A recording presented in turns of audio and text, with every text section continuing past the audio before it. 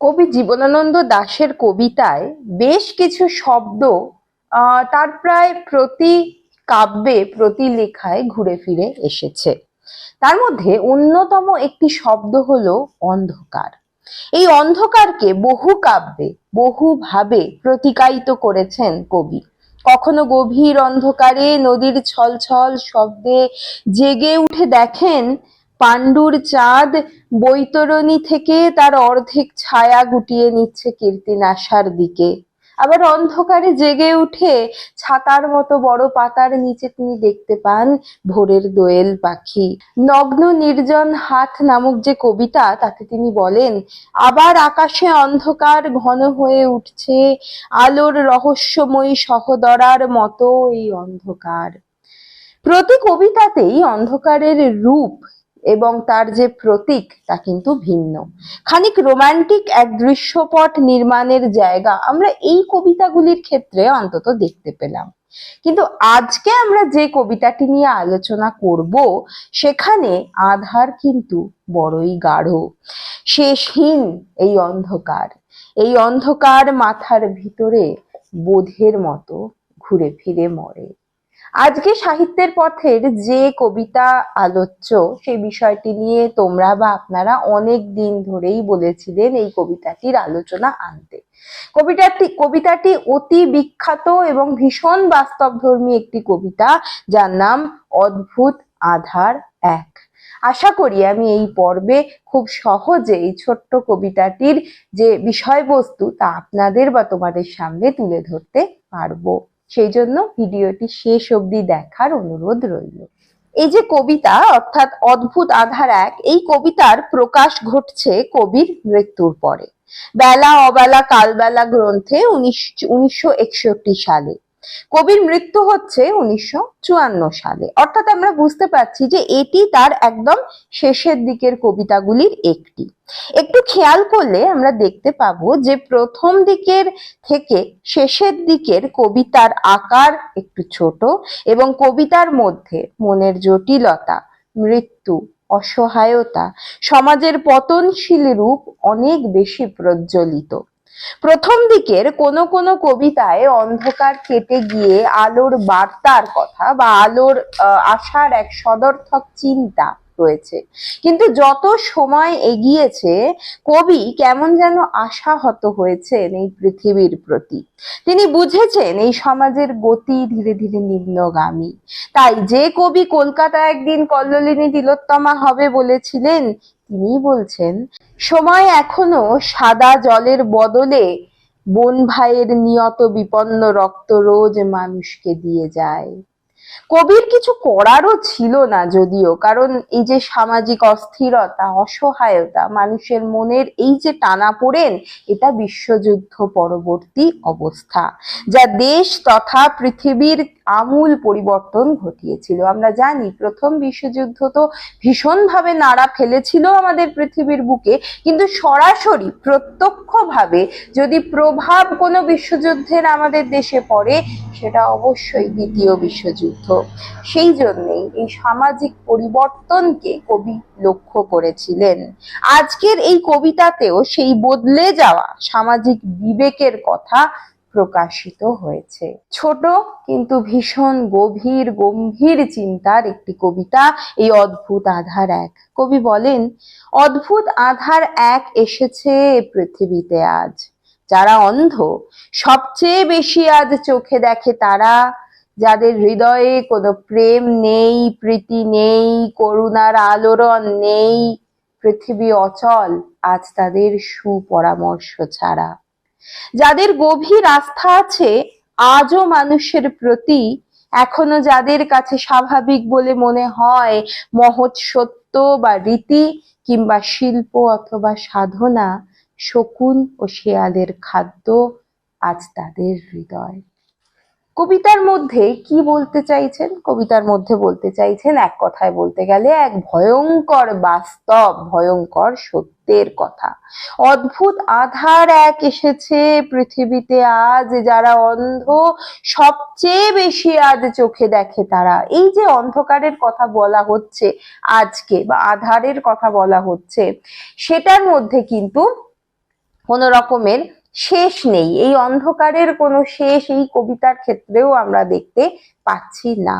এতদিন একটু আগেও আমি বললাম যে কবি অন্ধকারকে এক এক সময় এক এক ভাবে প্রতিকায়িত করেছেন, এবং অনেক ক্ষেত্রেই দেখা গেছে যে অন্ধকারের থেকে আলোর দিকের যাত্রার একটা কথা রয়েছে, কিংবা অন্ধকারের মধ্যে প্রকৃতির যে রোমান্টিক একটা চিত্র, আমরা চারিদিক নিস্তব্ধ হওয়ার পর যে জিনিসটা দেখতে পাই সেটার কথা বারবার ফুটিয়ে তুলেছেন। কিন্তু এখানে সেটা নয়। আমরা অন্ধকারের মধ্যে সেই সমস্ত জন্তুদের মতো কিছু প্রাণীকে দেখতে পাচ্ছি যারা অন্ধ, চোখ থাকতেও অন্ধ। অর্থাৎ অন্ধত্ব বলতে এখানে কিন্তু দৃষ্টিশক্তিহীনতাকে বলা হচ্ছে না, বলা হচ্ছে, আমরা জানি এই কথাটার মানে কি, অন্ধকারের অন্ধ, অন্ধকারে অন্ধ হয়ে গিয়েছে। অর্থাৎ এদের মধ্যে একটা বায়াসনেস লক্ষ্য করা যায়, এদের মধ্যে একটা খারাপ নেগেটিভিটি লক্ষ্য করা যায়। এই যে একটা চশমা তারা পরে থাকে, সেই বিষয়ে এরা অন্ধ। যারা অন্ধ সবচেয়ে বেশি চোখে দেখে তারা আজকের দিনে দাঁড়িয়ে, ভীষণ সত্যি কথা। যাদের হৃদয়ে কোনো, এখানে একটু লক্ষ্য করার মতো, যাদের হৃদয়ে কোনো প্রেম নেই, ড্যাশ প্রীতি নেই, ড্যাশ করুণার আলোড়ন নেই। এই যে কথা বলার ভঙ্গি, এটা জীবনানন্দের নিজস্ব একটা ভঙ্গি, যেখানে টেনে টেনে বিষয়টা বলার চেষ্টা করা হচ্ছে।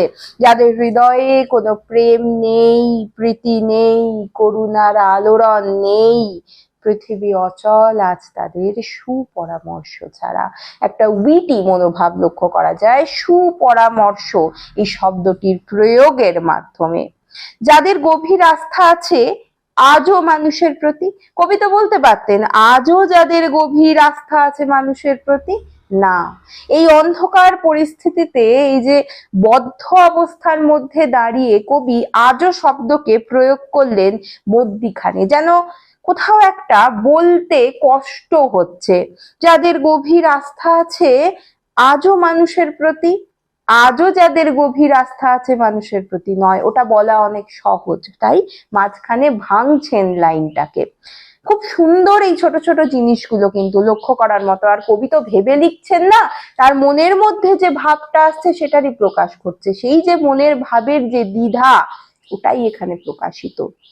যাদের গভীর আস্থা আছে আজও মানুষের প্রতি, এখনো যাদের কাছে স্বাভাবিক বলে মনে হয় মহৎ সত্য বা রীতি, কিংবা শিল্প অথবা সাধনা। অর্থাৎ এখনো যে গুটি কয়েক মানুষ বেঁচে রয়েছে আমাদের এই পৃথিবীতে, এই অন্ধকারের সাম্রাজ্যে, যে অদ্ভুত আধার ঘনিয়ে এসছে, জন্তুর মতো কিছু অন্ধ প্রাণী যাদের হৃদয়ে প্রেম নেই, প্রীতি নেই, করুণার আলোড়ন নেই, তারা এই সমাজ, এই পৃথিবীকে চালনা করছে।